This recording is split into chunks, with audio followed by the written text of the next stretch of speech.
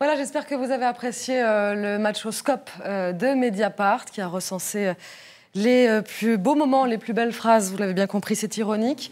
Nous entamons à présent la dernière partie de notre grand débat consacré au harcèlement sexuel et aux agressions sexuelles. Un grand débat, je le rappelle à nouveau, c'est jamais perdu, qui intervient après les révélations de la rédaction de Mediapart et de France Inter concernant les agissements présumés de Denis Baupin, ex-vice-président de l'Assemblée nationale. Je le rappelle également, jusqu'à minuit, tout le contenu du site Mediapart est en accès libre, les articles, les archives.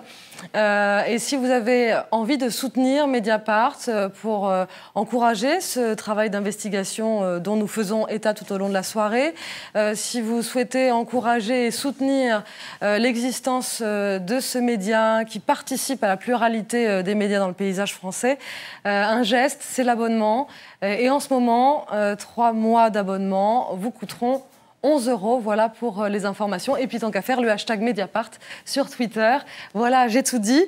Nous allons, après avoir évoqué dans un premier temps la genèse de cette histoire, avec les témoignages de 2 des élus qui ont porté plainte dans cette affaire, après avoir évoqué plus globalement la sphère politique, on a trouvé intéressant et important d'élargir ce débat également au monde de l'entreprise, parce que le harcèlement sexuel, malheureusement, ne connaît pas de frontières, et également au monde universitaire, où là encore, le harcèlement sexuel est notable.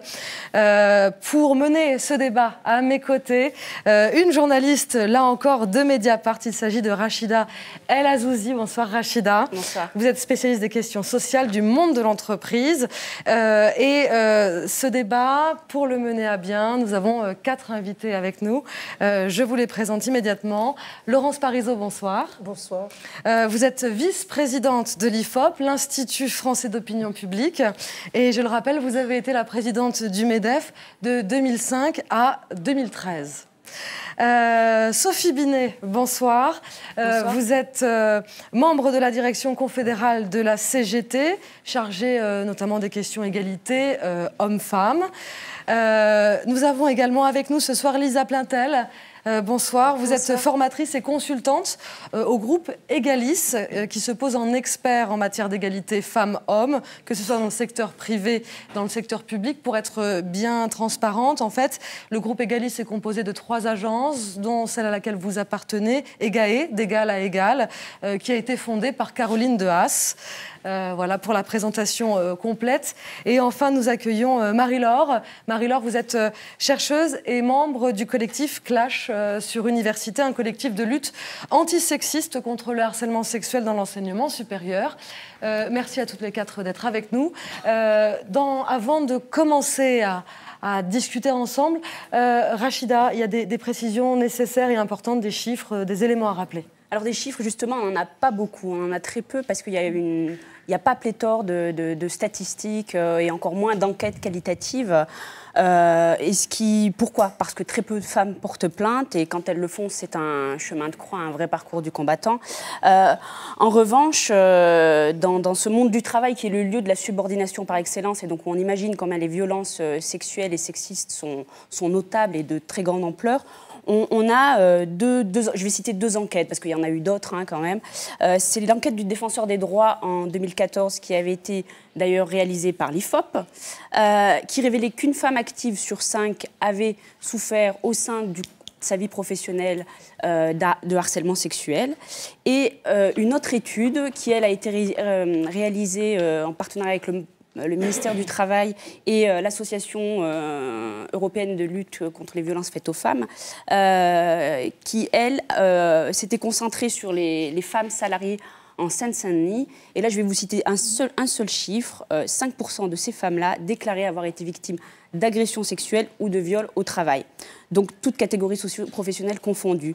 Et je vais renvoyer à un entretien que j'ai réalisé avec la grande experte de la souffrance au travail, la psychanalyste Marie Peset, que vous trouvez dans le journal du jour en accès libre. Jusqu'à minuit. Jusqu'à minuit, qui est à l'origine notamment de la première consultation de souffrance au travail à l'hôpital. Et elle me disait que 80% des femmes qu'elle reçoit dans son cabinet ont souffert d'un des 5 facteurs suivants. Une discrimination de système, harcèlement sexiste ordinaire, harcèlement sexuel, agression sexuelle et pour certaines des viols. C'est un chiffre, c'est énorme, mais comme elle le dit, c'est consubstantiel à l'organisation du travail en France. Ce n'est pas que tous les hommes sont tordus ou pervers, c'est notre organisation du travail qui place les femmes en situation de fragilité. Et donc, elle raconte très très bien dans cet entretien comment la division sexuelle du travail et nos rapports sociaux entre les sexes sont devenus le terreau de ces violences dont on va parler. Donc, vous allez nous raconter les unes et les autres un petit peu à la fois l'ampleur de ce que vous constatez au quotidien. Justement, Laurence Parisot, je commence par vous, puisque vous avez été à la tête du MEDEF pendant de nombreuses années. L'entreprise, le monde de l'entreprise, dans l'inconscient collectif, dans la représentation collective, est un monde très masculin. Comment ça se passait pour vous ? Alors, je sais que vous étiez en position dominante en tant que patronne, mais est-ce que même être en position dominante, ça vous évite d'être confronté à tout un type de comportement qu'on peut qualifier de harcèlement sexuel ou de déplacé selon ce qu'on veut bien y mettre? Beaucoup de choses dans votre question. Oui. Tout d'abord, je vais peut-être dire qu'avant d'être présidente du MEDEF, je suis chef d'entreprise. Je l'étais avant d'être présidente du MEDEF, je l'ai été pendant, je le suis toujours. Mais ce que peu de gens savent, c'est que j'ai été aussi salariée. Je ne suis pas rentrée tout d'un coup comme ça dans la vie active en étant chef d'entreprise. Et j'ai eu un entretien d'embauche, donc par mon futur employeur. Et cet entretien, je l'ai raconté dans quelques interviews, c'était vraiment un entretien tout à fait déplacé, qui s'est vite transformé en une situation compliquée. Est-ce que vous pouvez, je vais pour vous ceux dire, qui n'auraient pas lu cette interview, je posais la main sur la table et tout d'un coup, je voyais la main du futur employeur, boum, venir comme ça. Donc, aujourd'hui, ça me fait rire. J'étais jeune et pas très à l'aise, mais en même temps, j'ai vite résolu ce problème. C'est juste pour dire... Vous l'avez résolu comment, pardon ? Je pense que j'avais une personnalité, puis l'homme en face était quand même un homme suffisamment civilisé aussi pour comprendre à quelques propos et quelques attitudes qu'il fallait qu'il arrête. Mais c'est plutôt ça que le fait d'avoir une grosse personnalité, parce que sinon ça mettrait... C'est les deux, c'est la combinaison des deux à ce moment-là, mais peu importe. C'est juste, si j'évoque ça, c'est pour dire que il arrive à beaucoup de gens de connaître ce genre de situation, que c'est absolument épouvantable et inadmissible. Quand, plus tard, pour revenir aussi à une partie de votre question, je suis élue présidente du MEDEF, je dois vous dire que dans ce milieu-là, j'ai trouvé beaucoup de réticence à considérer naturellement, spontanément, facilement que la pensée de la femme était identique à la pensée de l'homme. Mais je n'ai jamais vu, dans ce milieu du patronat, d'attitude déplacée. En revanche, je tiens à dire que dans mes contacts avec le politique, là, oui, j'ai vu des choses tout à fait déplacées. Je reviendrai sur l'entreprise parce qu'il y a des choses qui se passent malheureusement en entreprise qui sont épouvantables. Ça voudrait dire que le monde de l'entreprise serait exempt, enfin, en tout cas, de votre témoignage. Je parle du patronat et dans sa représentation MEDEF. Et par contre, en tant que présidente du MEDEF, dans la relation avec le politique, j'ai vu des choses très limites. C'est juste pour témoigner du fait que je pense que le milieu politique est quand même un concentré de rapports de force, de jeux qui impliquent forcément une violence. Et quand dans la société en général, la question de l'égalité homme-femme est loin d'être résolue, ça s'exprime particulièrement dans le milieu politique. Mais je ne considère pas pour autant que ça va très bien en entreprise. Oui. J'ai pas mal de choses à dire de ce point de vue-là uniquement. Il y a beaucoup de progrès à faire. Est-ce que Sophie Binet, vous partagez le sentiment de Laurence Parisot ? Ce qui était rigolo là sur les deux plateaux, c'est que tout à l'heure, le plateau sur la politique, on a beaucoup parlé des violences sexistes et sexuelles au travail, et que là, finalement, on commence à parler des violences sexistes et sexuelles dans le monde politique. Donc moi, je suis venue pour parler des violences sexistes et sexuelles au travail. Voilà pourquoi je vous interroge. Voilà, exactement. Au travail, donc effectivement, vous l'avez dit, il y a peu de chiffres, mais on en a quand même un certain nombre, puisqu'il y a aussi une enquête INSEE de 2007 qui dit que 5% des viols ou tentatives de viol sont commis sur le lieu de travail. 5%, ça veut dire 10 par jour. Donc on voit que là, il y a un vécu massif. 80% des femmes qui se disent victimes de sexisme. Je pourrais continuer les chiffres. Donc il y a une problématique particulière au monde du travail qui est aussi liée, comme le disait Marie Peset, au fait que le monde du travail n'est pas mixte, qu'il y a des rôles sexués et une répartition stéréotypée des métiers, avec des métiers dits d'hommes et d'autres métiers dits de femmes, qu'il faut interroger les représentations de ces métiers dits de femmes. Par exemple, quand on est hôtesse d'accueil, quels sont les critères de recrutement? Quelle est la définition du rôle et des compétences professionnelles de l'hôtesse d'accueil? Qu'est-ce qu'on lui demande d'avoir comme tenue? Pareil pour le rôle et la place d'une infirmière dans un hôpital et ses rapports avec les médecins. Donc on voit qu'il y a des milieux caractérisés par des violences sexistes et sexuelles qui sont aussi intégrés dans les rapports sociaux du travail. De la même manière, on peut aussi interroger les métiers à prédominance masculine, dans lesquels il y a quelques femmes, pour qui c'est très difficile aussi de faire irruption dans un monde d'hommes. Et là, la première chose qui se pose en général, c'est l'environnement non sexiste, au sens de la possibilité d'avoir accès à des sanitaires, à un vestiaire, à avoir un environnement sans images dégradantes pour la dignité des femmes. Donc, effectivement... référence à des posters éventuellement de femmes dénudées ou... Oui, tout à fait, des calendriers porno, ouais. Voilà, ce type de choses. Donc, effectivement, il y a des questions spécifiques au monde du travail. Et j'ajoute que la question des discriminations, en fait, la problématique, c'est que les discriminations se surajoutent. Quand on est une femme, il y a de fait une discrimination. Quand on est une femme précaire, là, on cumule. Quand on est une femme précaire immigrée, encore pire. Quand on n'a pas de papier, c'est encore pire, etc.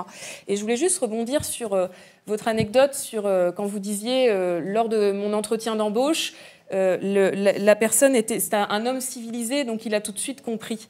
La difficulté sur un agresseur, c'est qu'en général, les agresseurs sont bien sous tout rapport. Et que c'est d'autant plus dur d'avoir en face de soi un agresseur qui est bien sous tout rapport, qui peut signer d'ailleurs des tribunes féministes, s'exprimer sur ces sujets, etc. Et qui, par ailleurs, va être agresseur. Donc attention, les violences sexistes et sexuelles ne sont pas toujours là où on l'imagine. Et puis, non, je vous en prie, allez-y, finissez. Non, mais je voulais juste rebondir aussi pour remercier les victimes qui ont témoigné, parce que c'est extrêmement difficile, que leur témoignage nous aide toutes. Donc voilà, je voulais les remercier.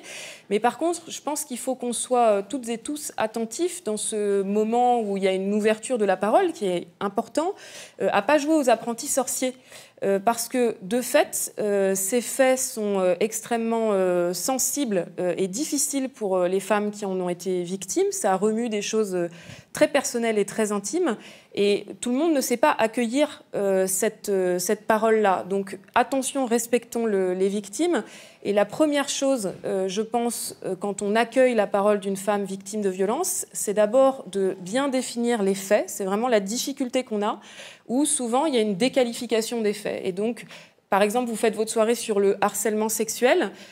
Nous, quand on travaille sur le sujet, on parle de violences sexistes et sexuelles au sens large, sachant qu'il y a le harcèlement sexuel, les agressions sexuelles, les viols et le sexisme plus largement. Ça n'est pas la même chose, il faut bien définir. On a élargi le débat pour ça, mais voilà. Il est vrai qu'initialement, on est parti de l'intitulé lié à l'affaire Denis Baupin, mais vous avez raison de préciser qu'en effet, il y a toute une grande catégorie, en tout cas, on peut englober tout ça. Et donc, la première chose, quand on accueille la parole d'une femme qui est victime de violence, c'est tout de suite de se demander de quoi relèvent les faits, en se souvenant qu'une main aux fesses, c'est une agression sexuelle, une fellation, c'est un viol, etc., et systématiquement, on descend. Et puis la deuxième chose, c'est que toujours il y a cette double peine où une femme victime, déjà elle est victime, et ensuite il y a ce sentiment de culpabilisation qui est très fort, dont il faut avoir conscience, et qui fait que la femme elle est victime, mais elle se sent coupable. Et donc c'est ça qu'il faut travailler quand on accueille la parole d'une femme victime de violence, et dont il faut avoir conscience dans nos débats sur la difficulté de porter plainte, pourquoi est-ce qu'il y a très peu de plaintes qui sont déposées, pourquoi est-ce qu'il y a très peu de femmes qui parlent, etc. Et au sein de la CGT, parce qu'on parle de l'entreprise, et de l'entreprise, au sein du syndicat même, puisque j'ai posé cette question-là à Laurence Parisot, au sein du MEDEF, au-delà de l'entreprise propre à laquelle elle avait pu être à la tête, comment ça se passe au sein de la CGT ? Le sexisme, les violences sexistes et sexuelles, c'est comme le nuage de Tchernobyl, ça ne s'arrête pas aux frontières. Ouais. Donc, bien sûr que dans la CGT, cette question, elle se pose aussi. On a 700 000 syndiqués, donc on est une organisation de masse, 30 000 syndicats avec des hommes et des femmes. Donc, bien sûr qu'il y a des problématiques de violences sexistes et sexuelles dans la CGT. Nous travaillons sur la question. Donc, la CGT a mis en place la parité dans toutes ses instances de direction au niveau national depuis, ça fait maintenant 15 ans. Donc ça, c'est un point très important parce que ça facilite beaucoup les choses quand on est 50% de femmes. Moi, dans mon expérience de dirigeante de la CGT, dans mon précédent mandat, une fois, il y a un militant qui, dans les débats, a tenu des propos sexistes. Tout de suite, il s'est fait reprendre par toute la salle. Donc on était très tranquille, ça aide beaucoup d'avoir un contexte paritaire. Donc ça c'est important. Et puis ensuite sur le travail au quotidien dans l'organisation, on vient d'éditer un petit guide qui s'appelle « Réussir l'égalité dans la CGT », donc qui est adressé à tous nos syndicats, donc à nos 30 000 syndicats, avec un certain nombre de choses très concrètes sur les stéréotypes dans le monde du travail et dans la CGT, des témoignages de femmes qui ont été victimes de violences ou de sexisme dans la CGT, et puis des conseils pratiques pour justement permettre une place égale des femmes et des hommes dans la CGT. Il est en ligne, donc n'hésitez pas que nos auditeurs, nos téléspectateurs n'hésitent pas à s'en servir. Il n'y a pas de copyright, au contraire. Et alors j'imagine que pour nos internautes, toujours, l'apparition d'un tel guide, c'est une réponse à une question qui s'est fortement posée. C'est une réaction. Comment est-ce que tout d'un coup la CGT s'est lancée dans l'édition de ce guide-là en particulier ? Est-ce que... Non, pas du tout. En fait, c'est un guide global sur réussir l'égalité dans la CGT. Donc, bien sûr qu'on traite des violences sexistes et sexuelles. Oui, il était... Vous imaginez qu'un guide de 90 pages, on l'a pas été fait dans la nuit. On est très fort, mais en 3 jours, non. J'imagine. Mais donc, ce guide, c'est un guide global, pas seulement sur la question des violences sexistes et sexuelles, sur l'ensemble des questions d'égalité dans la CGT. Donc, comment est-ce qu'on va chercher des candidatures féminines ? Parce que sans démarche volontariste, on sait bien que les femmes ne se présentent pas. Comment est-ce qu'on accompagne le mandat des femmes ? Comment est-ce qu'on va syndiquer les femmes ? Comment est-ce qu'on développe les luttes et la combativité dans les secteurs à prédominance féminine ? Donc c'est un guide global qui est venu par rapport à tout le travail qu'on engage depuis des années, où on s'est dit là, il y a besoin de mettre sur papier et de donner des outils à nos syndicats. Est-ce qu'il y a des chiffres au sein de la CGT? On parlait tout à l'heure de la difficulté de parler du harcèlement sexuel en entreprise. Est-ce que vous avez une instance, vous avez des procédures mises en place qui font que vous pouvez, in fine, recueillir et dire la fréquence de ces comportements? Alors nous, on n'en est pas encore là, malheureusement. Avoir des chiffres, ça serait vraiment très compliqué. Et donc après, sur l'instance et le fonctionnement, on a des principes qui sont inscrits dans nos statuts. C'est-à-dire que tout militant condamné pour des faits de violence sexiste ou sexuelle est démis de ses mandats. Donc ça, c'est statutaire. Et ensuite, après, la difficulté, c'est justement quand il n'y a pas de plainte, où là, c'est beaucoup plus difficile de traiter les cas. Et donc là, c'est le travail qu'on veut engager là, dans la suite de ce qu'on conduit depuis de nombreuses années, de réfléchir à une structure au niveau de la CGT pour accompagner les femmes qui seraient victimes et travailler là-dessus, sachant que la difficulté, là, pour faire le pont sur votre plateau précédent, c'est que quand on est dans un cadre militant et qu'on est victime de violence, bien sûr qu'il y a des rapports de pouvoir. Oui. Et ensuite, la deuxième chose, c'est que quand on est militant ou militante, on est très attaché à son organisation. Et que quand on témoigne sur des violences qui ont été commises dans le cadre militant par un autre militant, tout de suite, on se dit je vais laver mon linge sale en famille, je ne vais pas en parler à l'extérieur parce que je ne veux pas abîmer l'image de mon organisation. Donc ça pèse très lourd, ce qui fait aussi que parfois ça peut être plus difficile. Donc il y a une problématique particulière. Justement, moi, j'aimerais sortir du cadre militant et revenir au monde de travail. l'entreprise et aux syndicalistes qui sont dans les boîtes, etc. Il y a des retours d'expérience qui reviennent, qui font que... C'est pour ça, d'ailleurs, que beaucoup de femmes ne parlent pas ou parlent très peu. C'est que même quand elles parlent à un collègue ou à un syndicaliste, il y a ce fait qu'on n'a pas envie de toucher parce que ça dérange, parce que c'est sexuel, parce que où commence la drague, où ça se termine, et que souvent, on met un petit peu, on laisse ça dans le tiroir. Comment vous faites pour répondre à ça? Qu'est-ce que vous proposez, des formations? Qu'est-ce que vous dites à vos syndicalistes? Exactement, c'est exactement la difficulté, c'est que les violences sexistes et sexuelles, c'est toujours la patate chaude. Moi, professionnellement, je suis CPE en lycée professionnel, donc j'ai été confrontée à de nombreuses violences sexistes et sexuelles dont ont été victimes mes élèves. Et le premier réflexe qu'on se dit, c'est « Waouh, pourquoi il me dit ça à moi ?» Qu'est-ce que j'en fais? Voilà, qu'est-ce que j'en fais? Pourquoi ça tombe sur moi? Je le Voilà. gère. Donc c'est toujours ça la première chose. Donc ce qu'on a travaillé, c'est un deuxième guide. C'est donc un guide Vous en avez sur... combien, J'en ai juste deux. Ouais, d'accord, voilà. ok. Sur Pour être comment sûr. agir contre les violences sexistes et sexuelles, donc là ciblée sur la question des violences. Et donc notre objectif, c'était de montrer que cette question-là était une question syndicale, que la question des violences, nos aînés se sont battus pour en faire une question de société, pour dire que ça n'était pas un problème privé, c'est bien une question de société. On voit que c'est encore d'actualité, parce que quand je vois la réaction de certains députés en disant on va laisser les bonnes femmes régler leurs problèmes de bonnes femmes, on voit que ça, c'est pas Monsieur encore Lelouch acquis, des Républicains, n'est-ce pour ne pas le citer. Mais donc, nous, la phase qu'on veut engager, c'est de dire que les violences sexistes et sexuelles, c'est aussi une question syndicale qui a un enjeu particulier dans le monde du travail. C'est pour ça qu'on a fait ce guide.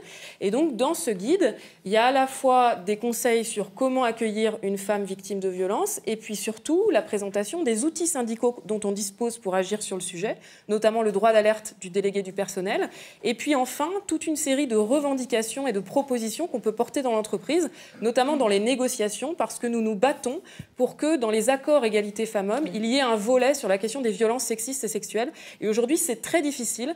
On a quelques bons accords sur le sujet, notamment celui de la Poste, qui est très bon, mais sinon, dans la majorité des entreprises, quand nos militants arrivent et proposent qu'il y ait un volet sur les violences sexistes et sexuelles, c'est refusé pour plein de motifs, mais en disant, parfois, moi, on m'a déjà expliqué que ça n'avait aucun rapport avec l'égalité femmes-hommes. Donc c'est vous dire le niveau des débats. Donc c'est la bataille que nous menons, faire en sorte que ça soit un sujet de dialogue social. Justement, en parlant d'intervention dans les entreprises, tout d'un coup de prendre...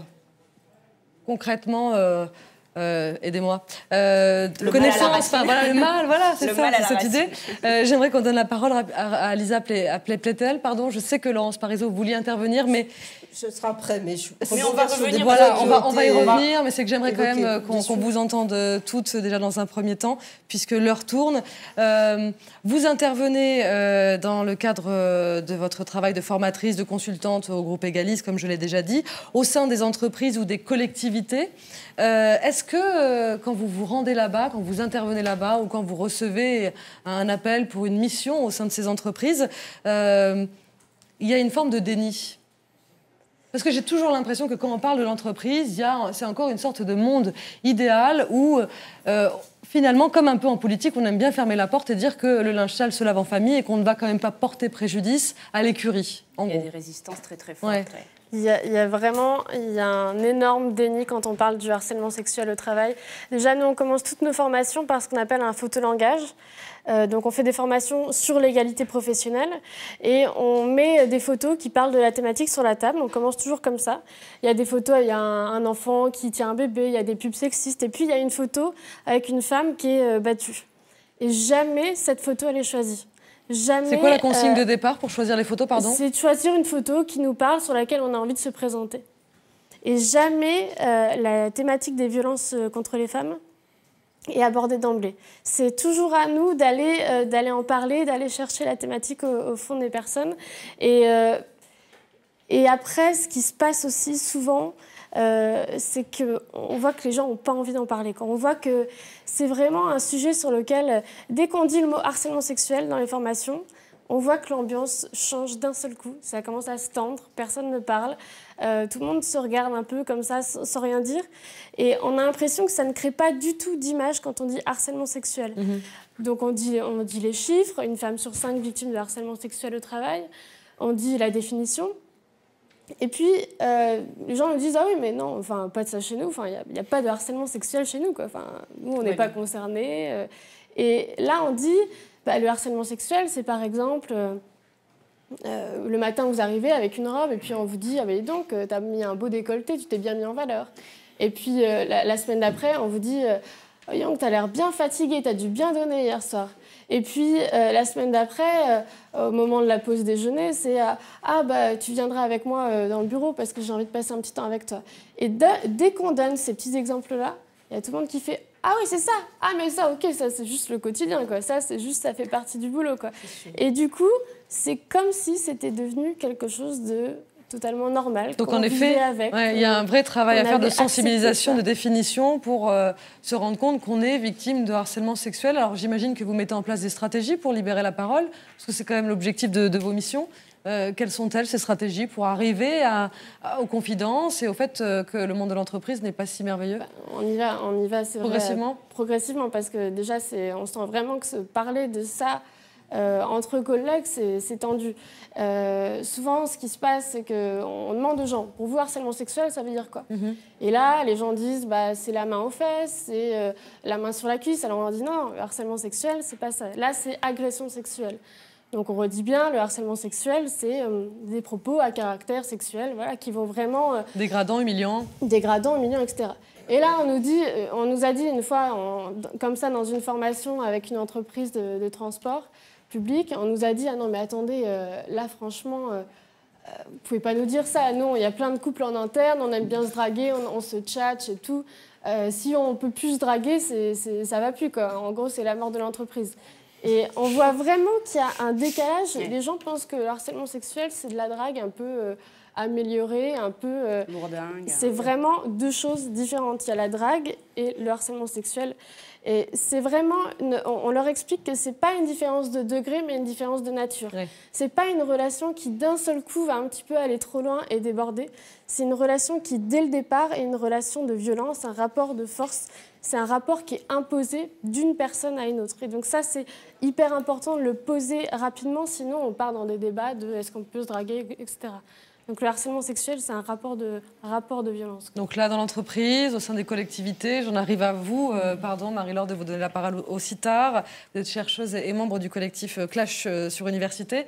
J'ai envie de vous poser un peu les mêmes questions. Ça se passe comment au sein de l'université? Et puis, on vient de dire, la problématique, c'est aussi comment on le signale. Qu'est-ce qu'on en fait une fois qu'on parvient à avoir un témoignage? Comment l'institution prend-elle les choses? Je sais que c'est un peu vaste, mais comme ça, je vous laisse le champ libre. Universitaire, le signalement. Les problématiques, oui. Dans le milieu universitaire, il y a une idée erronée qui est qu'on serait entre gens de bonne compagnie, entre personnes civilisées, qu'on est dans un lieu de production de savoir et que du coup, ce genre de choses, évidemment, n'a pas lieu à l'université.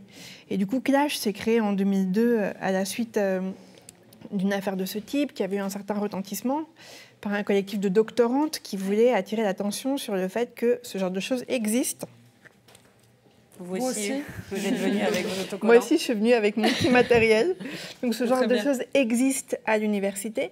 Et il existe d'autant plus qu'il existe des relations de dépendance particulièrement fortes à l'université entre des enseignants et des étudiants, souvent des étudiantes, entre des encadrants de master ou des directeurs de thèse, qui sont souvent des hommes, puisque comme c'est le cas dans le monde de l'entreprise, au plus haut niveau de l'université, les professeurs d'université, c'est-à-dire le grade le plus élevé, c'est un grade dans lequel, dans la majorité des disciplines aujourd'hui, on a encore une majorité d'hommes. Et dans un certain nombre de disciplines, il y a une majorité d'étudiantes et de doctorantes. Du coup, on est dans un rapport... notamment, en littérature, par exemple, ça, absolument. Et en langue. Oui. Et donc, on est dans des relations de subordination particulièrement fortes parce que votre note va dépendre de l'appréciation de l'enseignant, de votre encadrant. Pour des étudiantes étrangères, notamment en thèse, leur carte de séjour va dépendre de leur réinscription en thèse qui est conditionnée par l'accord du directeur, etc. Donc, on est dans des rapports de force qui sont d'autant plus forts qu'ils ont lieu de façon dyadique, c'est-à-dire entre deux personnes, très souvent, puisque le directeur vous donne rendez-vous dans son bureau. À Paris, il n'y a pas de bureau, il n'y a pas assez de place, donc il vous donne rendez-vous au café. Et puis du café, il peut vous donner rendez-vous chez lui, parce que c'est tellement plus pratique. Et donc, ça donne lieu à un certain nombre de dérives, d'actes qui peuvent... Il est difficile en tant qu'étudiante, éventuellement, de ne pas se rendre au rendez-vous parce que... comment faire C'est difficile. Nous, comme conseil, on dit rendez-vous accompagné. C'est très difficile d'arriver à accompagner un rendez-vous avec son directeur de thèse pour discuter surtout, de sa thèse. comme le précisaient certaines des témoins de l'enquête Mediapart France Inter, demander à son assistant parlementaire de venir à chaque fois, il n'est pas fait pour être garde du corps, il a autre chose à faire et... C'est quand même un problème de devoir se rendre accompagné à un rendez-vous.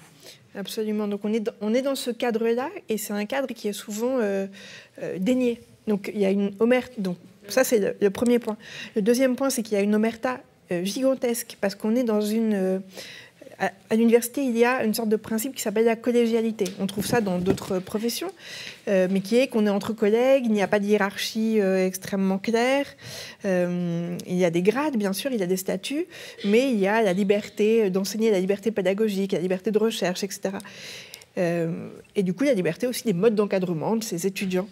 Et cette collégialité fait qu'il y a une omerta extrêmement forte où on va hésiter à dénoncer un collègue, on va dire ce sont des rumeurs. Et ce qu'on entend extrêmement souvent, j'étais frappée dans le premier débat, une des intervenantes disait ça, on nous répond toujours ces paroles contre paroles. Et c'est quelque chose que j'ai énormément entendu, y compris de collègues féminines, ces paroles contre paroles, alors qu'il y a tout un nombre de faisceaux d'indices concordants, parfois des témoignages directs, des témoignages indirects, etc.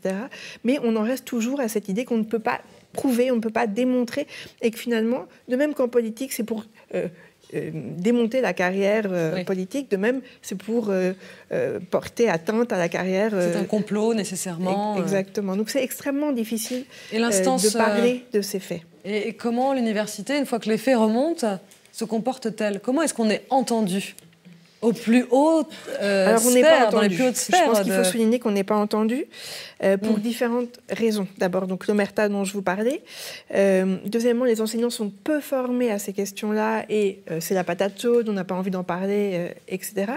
Et parce que les procédures disciplinaires qui existent à l'université ne sont pas favorables généralement aux victimes. Alors, je vais vous expliquer rapidement pourquoi. Oui. Il existe une procédure administrative donc, à l'université qui est distincte de la procédure pénale. Et ça, on l'oublie souvent. Souvent, on nous répond « mais la victime n'a pas porté plainte, on ne peut rien faire ». C'est totalement faux. C'est ce que expliquait tout à l'heure Marine Baldec en disant qu'il n'y avait pas que le code pénal pour intervenir le droit du travail. Il y a le code de l'éducation, il y a le droit du travail, absolument.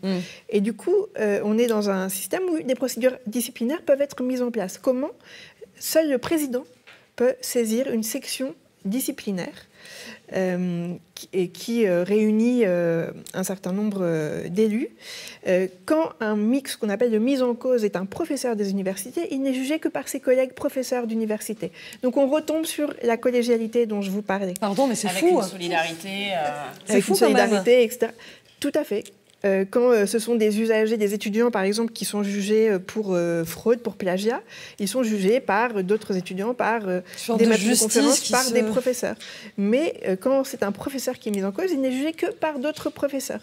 Donc Clash insiste depuis des années sur la nécessité de délocaliser de façon systématique les sections disciplinaires des universités pour qu'elles ne se tiennent pas dans les établissements dans lesquels les faits ont eu lieu. Alors, il y a eu des avancées en la matière, puisque dernièrement, la possibilité de délocaliser ces sections disciplinaires commence à exister. Le problème, c'est que les conditions mises à la délocalisation sont telles qu'en pratique, on pense que ça va être extrêmement difficile à mettre en place. Notamment, il faut prouver le manque d'impartialité des professeurs qui sont dans la section ou le manque d'impartialité de la totalité de la section disciplinaire, ce qui est extrêmement difficile à faire. Et enfin, un dernier souci, c'est que les victimes ne sont pas informées ni de la saisie de ces sections disciplinaires, ni de leurs résultats. La victime n'existe quasiment pas dans ce processus. Seul le mis en cause est informé. De la même manière, seul le mis en cause peut comment faire la victime appel. Sait-elle comment doit-elle se renseigner? Elle doit s'adresser à l'agresseur présumé pour avoir le... Soit elle dispose de suffisamment de contacts parmi des syndicats, parmi des enseignants qui la soutiendraient, etc., qui réussiraient à avoir l'information. soit elle n'est tout simplement pas prise en compte, pas informée.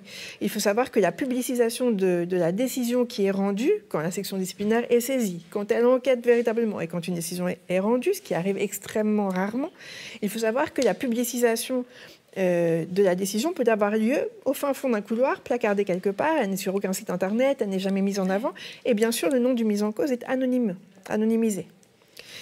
Seul le mis en cause peut faire appel, et en aucun cas au CNESER disciplinaire, qui est le Conseil national d'enseignement supérieur et de la recherche, et en aucun cas la sanction ne peut être alourdie. Voilà. Laurence Parisot, je vois que vous trépignez depuis tout à l'heure. Oui, je trépigne, mais pour dire à quel point je suis en phase avec tous ces témoignages et aussi effarée par certains témoignages. Ce que vous venez de dire, madame, c'est vraiment tout à fait impressionnant. Et comme à plusieurs reprises, on a parlé de chiffres, est-ce qu'on a des chiffres ou pas ? Moi, je voudrais attirer votre attention sur un chiffre. Vous avez cité l'enquête que l'IFOP a faite pour le défenseur des droits et qui date de 2012 et qui, c'est un peu l'enquête de référence aujourd'hui et qui dit qu'il y a effectivement une femme sur 5 qui dit avoir été victime. Mais ce qui est terrifiant, c'est que cette même enquête, je veux dire selon la même méthodologie, les mêmes questions, a été organisée 23 ans auparavant. Et les chiffres ne se sont pas améliorés, ils se sont même dégradés.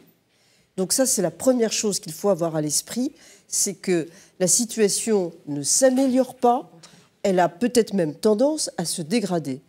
Et deuxièmement, alors qu'on est nombreuses avec des sensibilités différentes, des parcours différents, des responsabilités différentes, à dire « attention, ça ne va pas », qu'est-ce qui se passe au gouvernement alors que beaucoup disaient « il nous faut un vrai ministère du droit des femmes absolument transversal, haut dans la hiérarchie gouvernementale pour avoir du poids ». Et c'est le contraire qui s'est passé, avec plutôt un périmètre de plus en plus restreint. Je ne mets pas du tout en cause Madame Rossignol, qui est absolument épatante, mais c'est quand même symptomatique. À l'inverse, je voudrais dire que dans les très grandes entreprises, c'est différent encore dans les entreprises de taille intermédiaire, aujourd'hui, il y a une exigence de code de conduite. Et ce sont des codes qui sont accessibles par tous les salariés ou tout le public concerné par l'entreprise. Il y a des codes de conduite qui sont des codes éthiques, d'une certaine façon, dans lesquels il est clairement rappelé ce que doit être le bon comportement entre collègues, entre personnes de niveau hiérarchique différents. Et de plus en plus, comme dans le code de la CGT, et je souscris le code de la CGT, je tiens à le dire, mais c'est bien que ça parte d'endroits différents. Dans ces codes de conduite, il est écrit très spécifiquement que devez-vous faire si vous vous retrouvez dans telle ou telle situation. C'est-à-dire si vous êtes dans un environnement où il y a des blagues salaces qui circulent, ou si vous vous retrouvez dans une situation un peu plus difficile encore avec un homme, comment vous devez réagir à tout ça ? Donc, il y a à la fois, dans différents endroits, une prise de conscience, mais je voudrais dire qu'il me semble que depuis que l'affaire Denis Baupin a été révélée par vous, par Mediapart et France Inter, il me semble que dans le débat, il y a un acteur qui manque. Quel est-il ? C'est l'école.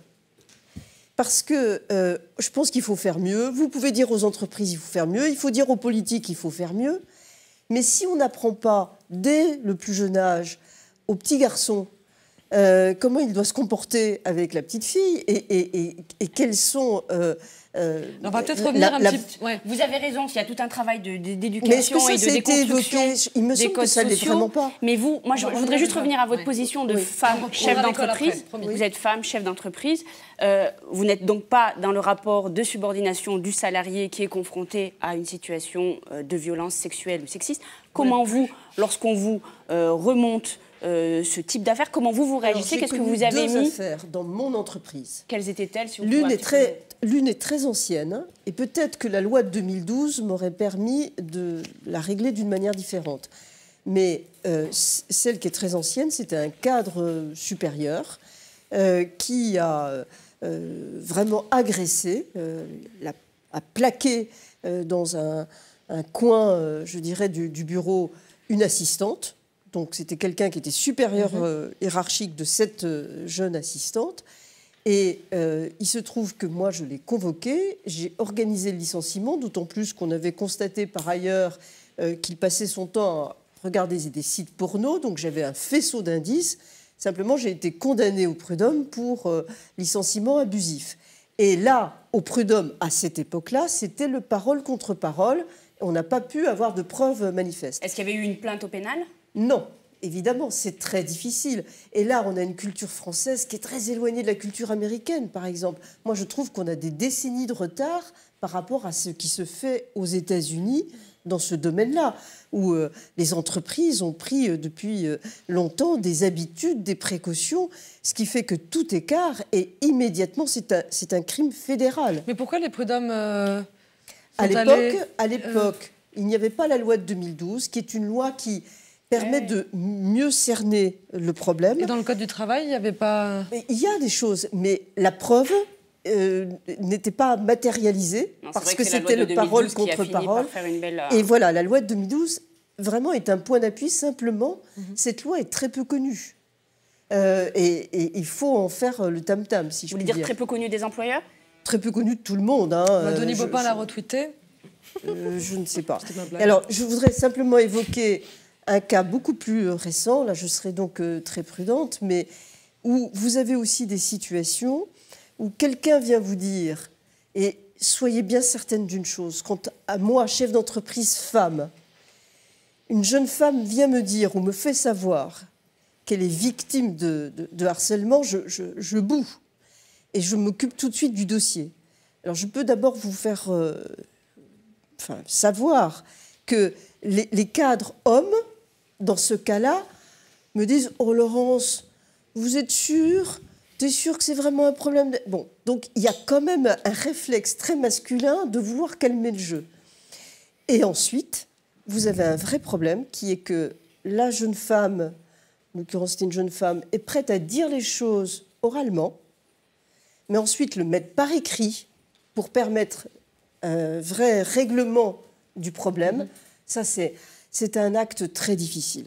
Et la question de l'oral, l'écrit, c'est seul un environnement culturel, sociétal favorable et médiatique, évidemment, va aider à passer ce cap de « je peux le dire, mais j'ose pas l'écrire ». Sophie Binet. Non, mais en fait, ce qui est très énervant, c'est que des affaires Baupin dans le monde du travail, on en a déjà eu des dizaines et des dizaines. Justement, c'est la question que je me posais. Tout d'un coup, on a Baupin en tête qui va faire date dans le monde politique. Et quand je cherchais comme ça, dans ma tête, sans consulter aucune donnée, un exemple dans le monde de l'entreprise, j'étais bien en peine de citer de façon très évidente. Non, mais vous allez quand même voir la jurisprudence des prud'hommes, vous en trouvez. Non, mais justement, ce que je dis, c'est pas tant après des recherches. J'imagine, vous comprenez bien qu'après des recherches, je vais les trouver. Mais comme ça, dans la discussion, si Baupin devient un nom commun pour le monde politique, quel serait mon nom commun dans le monde de l'entreprise ? C'est différent parce que c'est pas des gens connus, donc ce qu'on retient, mais c'est quand même des grosses entreprises parfois. Non, mais d'accord, mais sauf que c'est pas l'entreprise qui agresse la salariée, c'est son supérieur hiérarchique, un autre collègue, le patron, etc. Donc le nom, souvent, c'est un illustre inconnu. Donc c'est pas ça la question. Mais ce que je veux dire, c'est que l'entreprise peut être condamnée. Mais si l'entreprise, et donc le nom de l'entreprise devrait rester en tête un petit peu. Oui, c'est ça. Et là, je pense que la difficulté qu'on a justement nous pour en parler, c'est que la première chose qui se passe quand on a enfin un cadre de dialogue avec le patronat sur ce sujet-là, ce qui est déjà très difficile, c'est que la première chose qu'on nous répond, c'est une question qui est de l'ordre du politique. Donc effectivement, on va s'intéresser sur le ministère droits des femmes, l'école, etc. C'est l'école, les stéréotypes, et ensuite le monde de l'entreprise vient après. Donc c'est une façon de renvoyer la balle et les responsabilités. Mais vous avez raison, mais ça renvoie à une autre chose que vous avez évoquée. Tant qu'on ne favorisera pas l'accès plus facile des femmes à différents postes de responsabilité, déjà dans les conseils d'administration, la parité a changé beaucoup de choses, parce que vous avez souvent des femmes administrateurs qui demandent au président du conseil, parce que le président, ça reste toujours un président, qui demandent où est-ce que vous en êtes dans le traitement de ces sujets-là. Ça apporte quelque chose. Bien sûr, mais il ne suffit pas d'être une femme. Moi, c'est des négociations que j'ai eues avec des femmes patronnes en position de défendre la position du patronat sur des négociations de branche, et ça n'a pas changé. Ça, c'est des réponses que j'ai eues de la part de femmes. Donc bien sûr que c'est souvent plus facile quand on a une femme en face de soi, mais ça ne règle pas le problème. Et que la difficulté qu'on a aujourd'hui dans le monde de l'entreprise, c'est que le patronat refuse de reconnaître ses responsabilités sur le sujet. Quand je vous disais, on se bat... Pas quand c'était moi, c'est moi qui ai demandé, qui ai proposé au syndicat de faire une négociation nationale. Un accord interprofessionnel en 2010, qui est un accord intéressant que la CGT a signé. La difficulté, c'est que depuis 2010, cet accord n'a pas été évalué et qu'il est très peu mis en pratique dans l'entreprise. Et donc, notre bataille, c'est de faire en sorte que les violences sexistes et sexuelles soient un sujet de négociation obligatoire. Et que dans ce cadre de négociation obligatoire, on soit obligé de mettre en place un dispositif de signalement des violences pour que les victimes sachent vers qui se tourner, que ces personnes soient formées, qu'il y ait des dispositifs de formation obligatoires, notamment pour les managers et les RH, qu'il y ait des dispositifs de protection des victimes, protection des victimes, très important. Pourquoi ? Parce que la première conséquence quand on est victime, c'est de perdre son droit au travail. En fait, ce que les violences sexistes et sexuelles au travail remettent fondamentalement en cause, c'est le droit au travail des femmes. Parce que quand on est victime, soit et qu'on dénonce ces faits, soit ça finit par un licenciement. On a très souvent des cas, c'est pour ça que la jurisprudence des prud'hommes, parce que souvent c'est des femmes qui vont au prud'homme pour licenciement abusif parce qu'elles avaient dénoncé des faits de violence, ou alors on finit par perdre son emploi parce que quand on est victime, on se retrouve dans une situation extrêmement compliquée, souvent confronté à son agresseur ou en situation de violence conjugale avec des violences à la maison, donc des retards au travail, on est moins assidu, moins efficace, etc. En plus, on a plus envie de venir au travail. Et on finit par perdre le travail licenciement pour absentéisme ou pour insuffisance professionnelle. Ce qui n'encourage pas donc à aller porter plainte et à parler. La première chose, c'est de protéger les victimes. Et il faut replacer le contexte économique dans lequel on se trouve aussi, qui fait une totale perte de solidarité dans les entreprises, du fait de ce chômage endémique massif qui contribue, c'est la peur de perdre son emploi est telle que aussi beaucoup de femmes préfèrent se taire, endurer, mettre ça de côté. Et donc, je pense que c'est pour ça que la question aussi qu'on peut vous poser, Laurence Parisot, c'est il faut que les organisations patronales se disent aussi, mettent ce sujet-là pour en faire une priorité. Je vais lancer un appel, parce que je suis la première à penser que la plus grande des organisations patronales, depuis quelques années, ne se soucie pas assez de ce sujet. Faites référence à Pierre Gattaz. Mais oui, et malheureusement, quand je vous ai dit que les choses ne s'arrangeaient pas, je trouve que dans certaines institutions qui ont pourtant un statut de représentativité, la place de la femme a plus régressé que progressé. Je ne parle pas simplement du fait qu'il n'y a plus une femme à la tête du MEDEF. C'est les femmes au MEDEF, par exemple, ça n'existe plus. Et donc, forcément, ça joue dans le fait qu'il y a moins d'impulsion pour aboutir, engager des négociations comme vous le demandez. Il y a une autre chose. Vous avez, avec vraiment beaucoup de justesse, évoqué la question du chômage.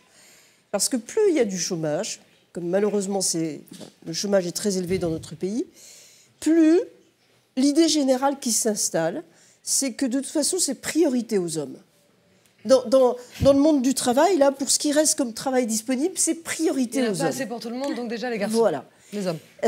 Et là, c'est pour ça que c'est un facteur de plus qui me fait dire que le problème, et peut-être qu'il y a un problème où il faudrait faire plus de choses dans l'entreprise, dans l'université, dans le showbiz. On n'en parle pas, mais dans le monde du spectacle, je peux vous dire... Sujet, encore un autre sujet. Non, mais vous savez, moi, je défends les intermittents. Donc, on ne va pas évoquer la négociation, parce que sinon, on est là jusqu'à passer minuit. Mais ce que je veux dire, c'est que ce que révèle l'affaire que vous avez mise en évidence, ceci près que j'aimerais bien quand même qu'on respecte la présomption d'innocence. Bien sûr. Pour Denis Baupin. Mais on a parlé de la présumée. C'est un problème qu'on peut trouver partout.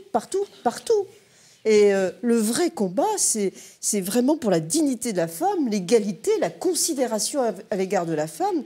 Et là, la France, aujourd'hui, c'est un jour très triste pour la femme, parce que Dilma Rousseff a été, avec une procédure institutionnelle scandaleuse, évincée. On parle de du son Brésil. Statut, voilà.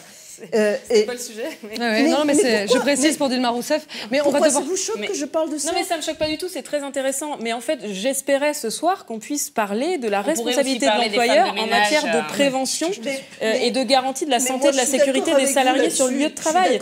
Donc on pourrait avancer sur ce sujet-là plutôt que de parler de plein d'autres sujets qui sont passionnants par ailleurs. Mais moi, je préférais parler du vrai sujet. Mais le vrai sujet, moi, je suis d'accord pour qu'il y ait des négociations.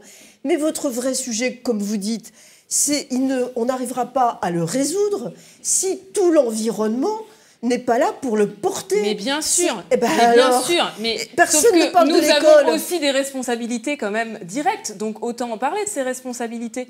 Donc, malheureusement, j'en ai plus, nous je battons soutiens aujourd'hui pour qu'il y ait une norme internationale contre les violences faites aux femmes qui soit adoptée au niveau de l'Organisation internationale du travail. Et aujourd'hui, le barrage vient du patronat qui refuse cette norme du patronat international, mais aussi français, en considérant qu'il n'y a pas besoin de normes internationales sur le sujet, alors que c'est un enjeu majeur dans l'Europe, par exemple. Ça que le jour où le patronat international, que j'ai bien connu, sera lui aussi plus féminin. Bien sûr. Et celui-ci sera plus féminin parce que partout... Comme quoi, comme à la CGT, au MEDEF, il y a aussi des problèmes d'égalité femmes-hommes et de place des femmes. Parce que vous aviez commencé le débat en disant qu'il n'y avait pas de sujet. Mais... Alors, pas de sujet. On m'a posé la question quand je suis arrivée au MEDEF. Mais aujourd'hui, je dis exactement le contraire. Il y a un gros sujet. Il y a dû en avoir aussi pendant votre période et ça continue quand même après. Non, si mais vous voulez, malheureusement, oui, pardon, je vous laisse me répondre, mais vraiment en 2 secondes. Mais aujourd'hui, l'élan que j'ai donné n'est pas entretenu, ça c'est sûr. La dynamique n'a pas été conservée. En tout cas, merci à toutes pour ce 3e et dernier débat. Merci Rachida pour la co-animation. Merci à vous tous à la maison qui avez suivi cette soirée. Merci à toute la rédaction de Mediapart qui m'a fait l'honneur de m'accueillir. Et merci également aux équipes techniques de Pierre Catan et Small Bang, sans qui on ne serait pas arrivé dans votre salon. Merci de soutenir à nouveau Mediapart en vous abonnant. J'ai déjà précisé le pourquoi du comment. 11 €, 3 mois, voilà, pour une enquête, pour une presse qui enquête et qui vous prend au sérieux. On va vous donner rendez-vous pour le prochain Mediapart live. Ce sera le 26 mai au Théâtre de la Ville de 20h à 22h. D'ici là, gardez les yeux grands ou grands ouverts, c'est selon. Et à très bientôt.